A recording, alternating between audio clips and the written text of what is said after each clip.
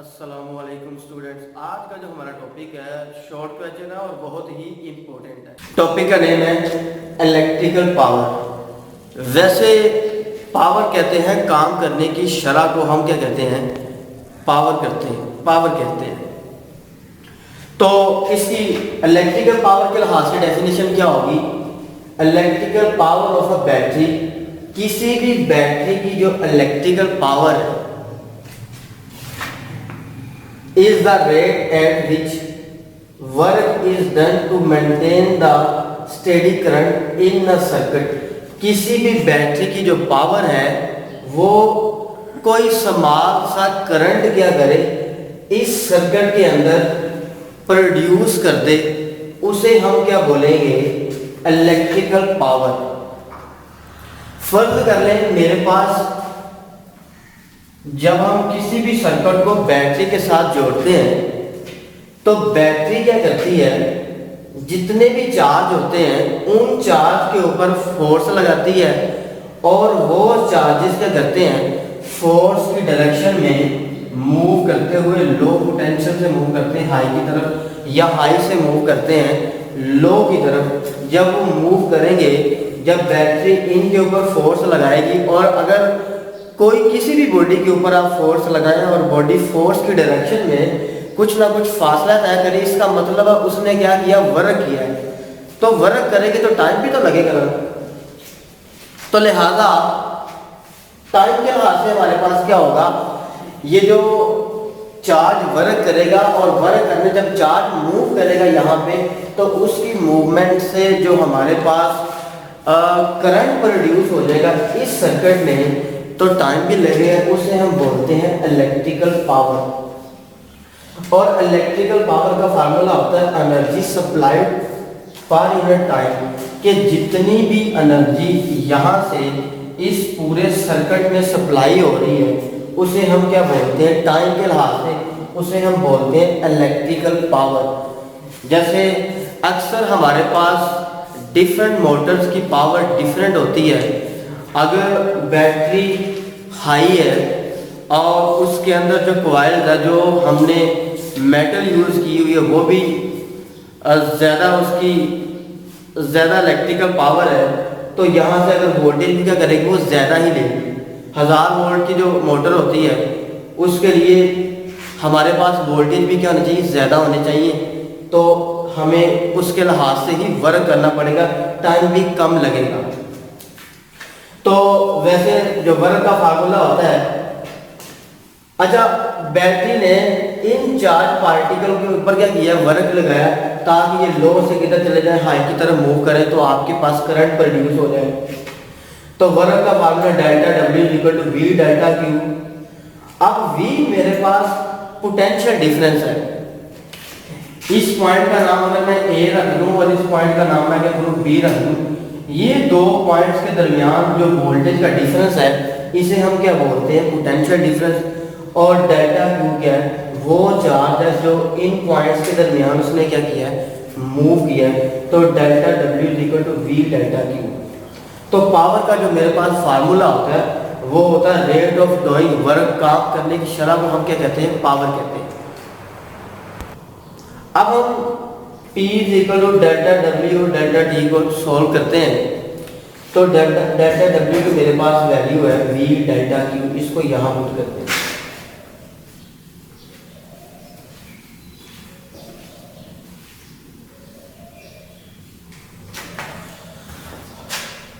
अब क्या होगा, ये जो मेरे पास V rate of flow of charge मेरे पास होता है डेल्टा क्यू और डेल्टा टी होता है, मेरे पास करंट होता है कि जितना करंट इस सर्किट में फ्लो करेगा जब चार्ज मूव करेगा तो उसकी वैल्यू डेल्टा क्यू और डेल्टा टी। इसका मतलब है ये जो डेल्टा क्यू और डेल्टा टी इसकी वैल्यू क्या आई, इसको आप इधर लिख देंगे। अब ओहम लॉ के मुताबिक V इक्वल टू, हम ओहम लॉ के मुताबिक V equal to I R को भी डिस्कस कर सकते हैं। V equal to I R, अगर आपने यहाँ से आई निकालना है, ये आर मल्टीप्लाई इधर आते,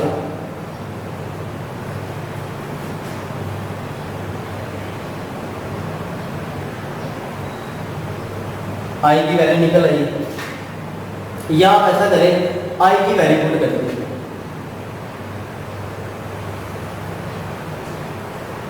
वी की वैल्यू भी पुट कर सकते हैं,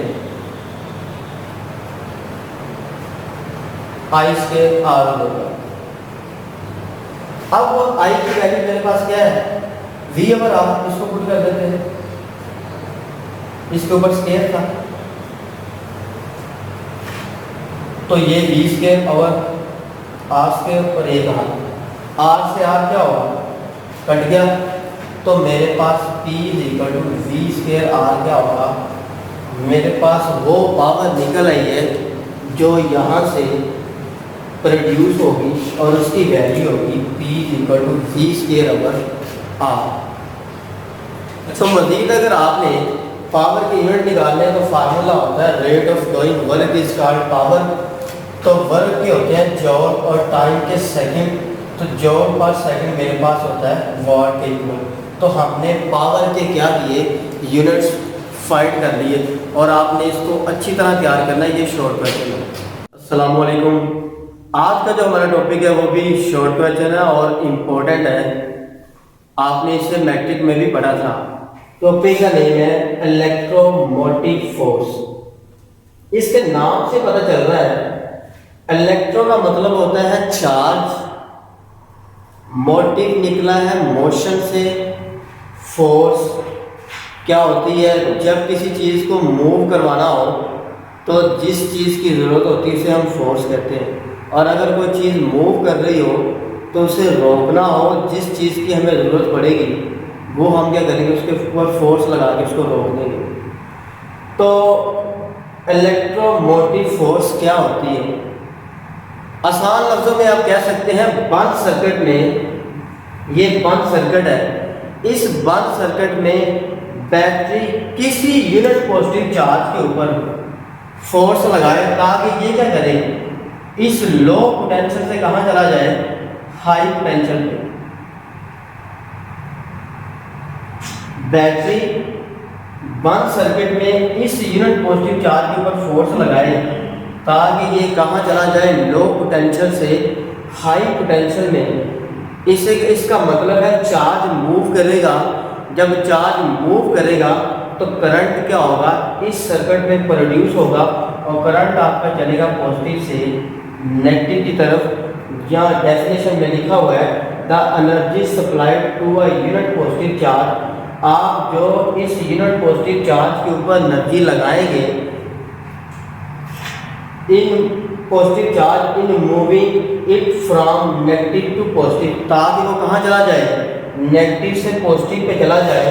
इलेक्ट्रोड इनसाइड द सोर्स, इस बैटरी के इनसाइड वाले हिस्से से चार्ज क्या करे, लो पोटेंशियल से हाई पोटेंशियल पे चला जाए और वहाँ हमारे पास क्या हो, करंट प्रोड्यूस हो जाए।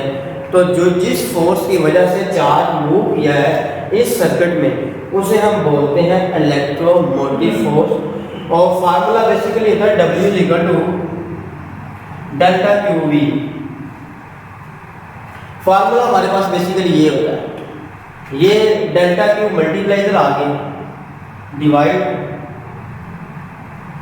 अब ईएमएफ में याद रखें, ईएमएफ में हम बैटरी के V को हम E लिखते हैं, इसको मैं E भी लिख सकता हूं।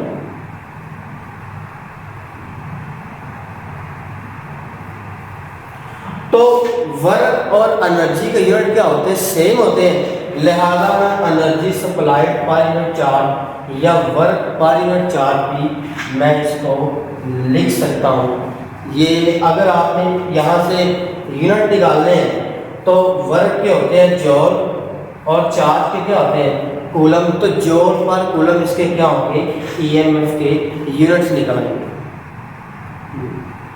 अब इसी तरह इंटरनल रेजिस्टेंस को डिस्कस करेंगे। इंटरनल रेजिस्टेंस को डिस्कस करने से पहले मुझे सेल के बारे में पता होना चाहिए। सेल क्या होता है, जो आपकी केमिकल एनर्जी को इलेक्ट्रिकल एनर्जी में चेंज करता है उसे हम क्या बोलते हैं, सेल बोलते हैं। ऐसा आला जो आपकी केमिकल एनर्जी को इलेक्ट्रिकल एनर्जी में चेंज करेगा उसे हम सेल बोलेंगे। तो अगर आप सेल की डायग्राम देखें तो फर्ज कर लें मेरे पास ये बैटरी है,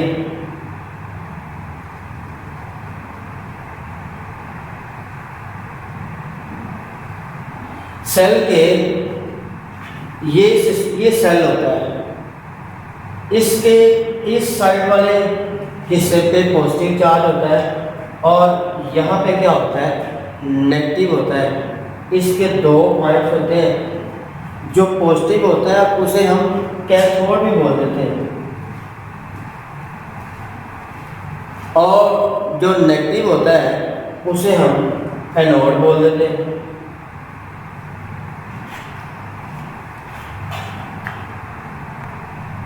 तो सेल के पॉजिटिव वाले हिस्से पे एनोड है और नेगेटिव वाले हिस्से पे कैथोड है और इस सेल की अपनी इंटरनल रेजिस्टेंस है जिसे हम क्या बोलते हैं, स्मॉल आर बोलते हैं। तो हमने अब इस इंटरनल रेजिस्टेंस जो स्मॉल आर है, जब भी आप कोई भी सर्किट लेंगे वहाँ जब आप बैटरी लेंगे तो बैटरी करंट तो देगी, साथ उस बैटरी की अपनी भी कोई ना कोई इंटरनल रेजिस्टेंस होगी जिसे हम स्मॉल आर से ज़ाहिर करते हैं। तो इसकी डेफिनेशन लिखी हुई है, resistance offered by electrolyte present between two electrode of a cell. इस सेल के जो दो इलेक्ट्रोड हैं इनके दरमियान में क्या है, ये पाई जाती है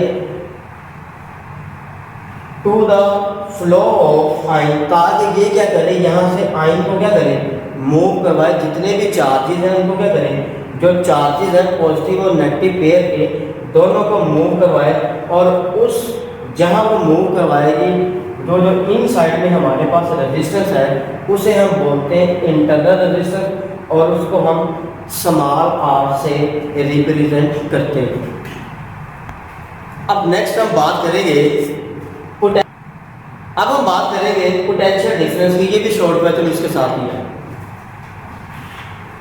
the voltage difference between two point is called potential difference. दो पॉइंट्स के दरमियान जो वोल्टेज का डिफरेंस है उसे हम बोलते हैं पोटेंशियल डिफरेंस। ये जो ए और बी दो पॉइंट्स हैं, इनके दरमियान जो वोल्टेज का डिफरेंस होगा उसे हम बोलते हैं पोटेंशियल डिफरेंस। अगर आप रेजिस्टेंस हाई कर दें तो यहाँ से करंट पास नहीं होगा, तो आसानी के साथ ए और बी पॉइंट में आप जितने भी वोल्टेज हैं उनको फाइंड कर सकते हैं वोल्ट मीटर लगाकर। तो हमारे पास सर्किट है, इस सर्किट में एक बैटरी है जिस पे एक टर्मिनल के ऊपर पॉजिटिव है, दूसरे के ऊपर क्या है, नेगेटिव है और इस बैटरी की अपनी इंटरनल रेजिस्टेंस आर है जिसको मैंने स्मॉल आर कहा और साथ मैंने वोल्ट मीटर लगा दिया ताकि मैं ए और बी पॉइंट के दरमियान जितने भी वोल्टेज हो उनको आसानी के साथ मीटर से देख सकूं। और साथ मैंने स्विच लगा दिया और एक मैंने वेरिएबल रेजिस्टेंस लगा दी। अगर मैं रेजिस्टेंस को बढ़ा दूंगा तो मैं यहाँ आसानी के साथ वोल्टेज जितने भी होंगे उनको फाइंड कर सकता हूँ। तो फर्ज कर लें अगर मैं स्विच ऑन करता हूँ तो करंट चलेगा पॉजिटिव से नेगेटिव की तरफ और इस रेजिस्टेंस में से भी गुजरेगा और आप इन दो पॉइंट के दरमियान वोल्टेज को फाइंड कर लेंगे। अब फार्मूला होगा V = IR। अब मैंने R के ऊपर प्राइम इसलिए लिखा है क्योंकि ये जो R प्राइम है, इस सर्किट में दो रेजिस्टेंस है हमारे पास, एक इंटरनल रेजिस्टेंस स्मॉल r और एक मेरे पास है इस सारे सर्किट की टोटल रेजिस्टेंस जिसे मैंने कैपिटल R कहा हुआ है। तो ये होगी एक स्मॉल r प्लस r। लिहाजा आप इस r प्राइम की वैल्यू क्या पुट कर देंगे, r plus r plus r put कर देंगे। अब हम EMF में हम V को E लिखते हैं।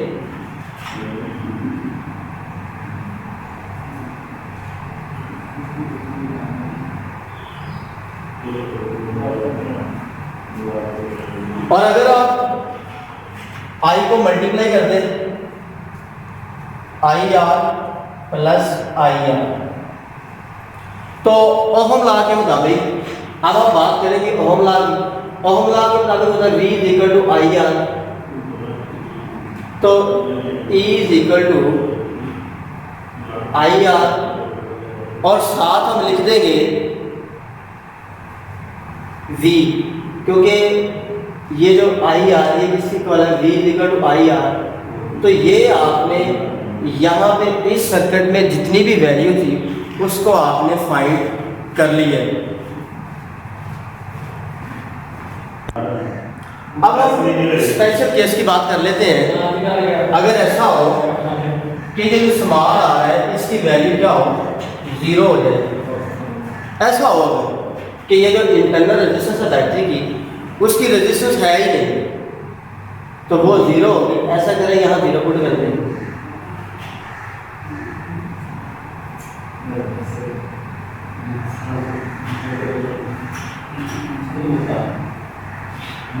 तो आपने बात प्रूव कर ली कि अगर हमारे पास इंटरनल रेजिस्टेंस 0 है, अगर हमारे पास इंटरनल रेजिस्टेंस 0 है तो बैटरी की ईएमएफ और हमारे पास जो टर्मिनल पोटेंशियल डिफरेंस है वो क्या होंगे, सेम हो जाएंगे। तो इसको आपने देख लेना है कि अगर हमारे पास R0 है तो बैटरी की ईएमएफ और टर्मिनल पोटेंशियल डिफरेंस जो है वो दोनों के हैं सेम होंगे। अब केस 2 की बात करेंगे। Terminal voltage in the presence of current is less than EMF. अगर ऐसा हो कि ये जो हमारे पास टर्मिनल वोल्टेज है आई आर, इसकी जो रेजिस्टेंस आर है इसकी वैल्यू, इंटरनल रेजिस्टेंस की वैल्यू बढ़ जाएगी तो आपका करंट क्या होगा, कम हो जाएगा ईएमएफ से। तो ये इक्वेशन लिखेंगे E is equal to I R plus V T. जब आई आर प्लस इधर आ गई माइनस का होगा तो ये इक्वेशन बताती है कि ये जो इंटरनल हमारे पास क्या है, करंट की वैल्यू कम है किससे, ईएमएफ में, कि टर्मिनल पोटेंशियल डिफरेंस में ईएमएफ की वैल्यू ज़्यादा है जो इंटरनल करंट होगा या जो करंट होगा उससे। नेक्स्ट हम बात करेंगे on the basis of energy की। तो इक्वेशन मेरे पास E is equal to I R plus R, दोनों साइडों पे I से क्या करें, मल्टीप्लाई करें।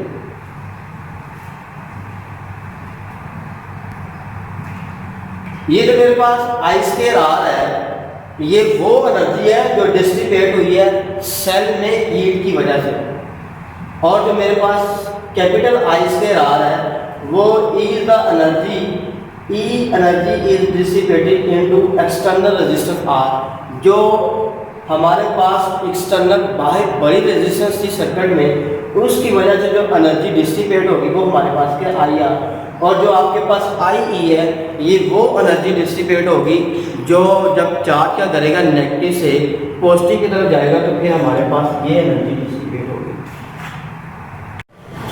अस्सलाम वालेकुम। तो आज जो हमारा टॉपिक है वो भी एक किस्म का शॉर्ट क्वेश्चन ही है, कभी पेपर में आया तो नहीं, मगर इसकी जो इसका आंसर निकलेगा वो एमसीक्यूज आ सकता है।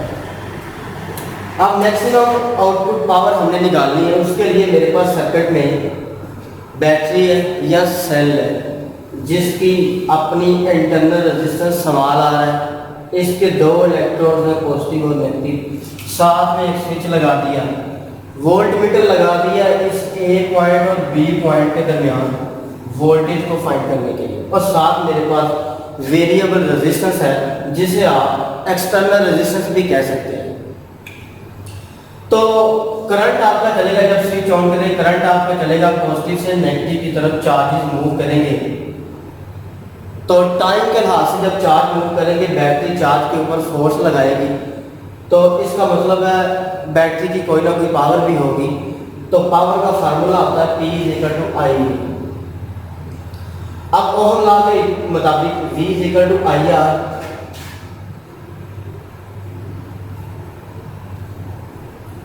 आई से मल्टीप्लाई होगी I स्क्वायर आर। अब हमारे पास सर्किट में फार्मूला हमारे पास होता है V is equal to I R prime, आपने पढ़ा हुआ है। और अगर हम ईएमएफ की बात करें तो ईएमएफ में हम वी को लिखते हैं ई, और साथ में जो आर प्राइम है वो एक तो इस सर्किट की इंटरनल रेजिस्टेंस स्मॉल आर है और साथ एक्सटर्नल रेजिस्टेंस क्या कैपिटल आर, लिहाजा आर प्राइम क्या होगा आर प्लस आर। तो ऐसे करें, इसकी वैल्यू यहां पुट कर देंगे इस इक्वेशन में।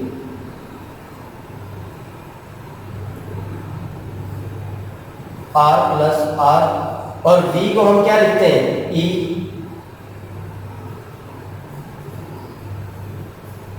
अगर आप यहां से आई निकालें, ये आर प्लस आर मल्टीप्लाई इधर आ डिवाइड होगा,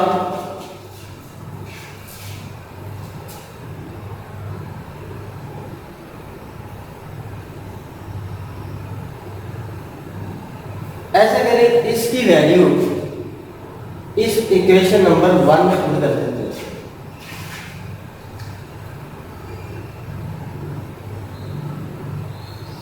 इसकी वैल्यू यहां पुट करते आएगी E over R plus R, सारे के ऊपर क्या देगा स्क्वायर।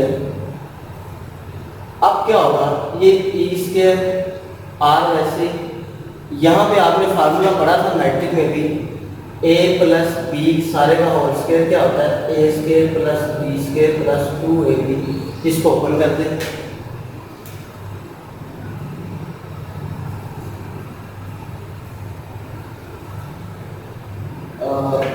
इसको हम वैल्यू लिखेंगे are square plus 2r r, और साथ में ये आर ऊपर आ जाएगा। अब हम करेंगे क्या, इसमें 2r प्लस भी करेंगे 2r और 2r क्या करेंगे माइनस भी करेंगे, प्लस भी कर लिया और माइनस भी कर लिया। इसको इकट्ठा लिख दें, इसको क्या करें इकट्ठा लिख दें।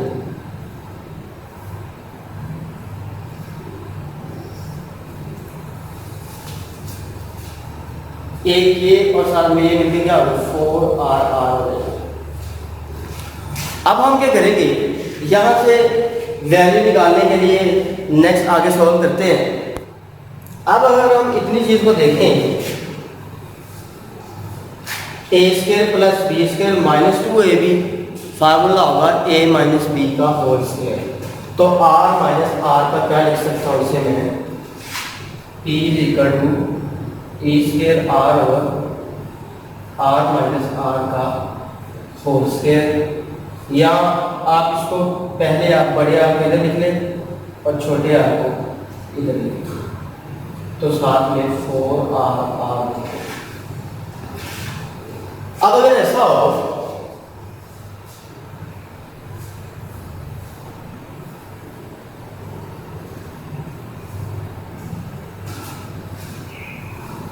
अगर ऐसा हो कि ये जो इंटरनल रेजिस्टेंस स्मॉल आ रहा है ये एक्सटर्नल रेजिस्टेंस कैपिटल आर के इक्वल हो जाए, अगर ऐसा हो तो फिर क्या होगा। तो ऐसा करें, यहां पे जिसकी मर्जी वैल्यू पुट कर दे, चाहे बड़े आर की वैल्यू पुट कर दे चाहे छोटे की पुट कर दे, तो कैपिटल आर इधर भी कैपिटल आर पुट कर दें, 4 इधर भी कैपिटल आर आ जाएगा, साथ में आर। ये आर से आर काट के किसी भी आर में से आर निकालेंगे तो 0 आ जाएगा, ये 4r स्क्वायर हो गया।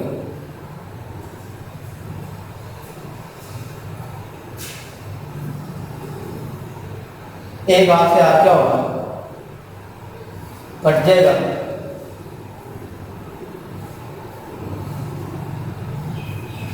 तो आपने वो मैक्सिमम आउटपुट पावर निकाल ली है जो किसी भी सर्किट की होगी।